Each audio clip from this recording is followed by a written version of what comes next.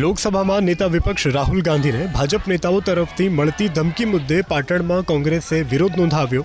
ધારાસભ્ય કિરીટ પટેલ સહિત કોંગ્રેસના આગેવાનોએ રેલી કાઢી। કોંગ્રેસના કાર્યકરોની રેલી પોલીસ સ્ટેશન પહોંચી અને ભાજપ નેતાઓની સામે ફરિયાદ નોંધવા અરજી આપી, જે અરજીમાં તરવિંદરસિંહ મારવા, સંજય ગાયકવાડ, રવનીત બિટ્ટુ અને રઘુરાજસિંહના નામનો ઉલ્લેખ કરાયો।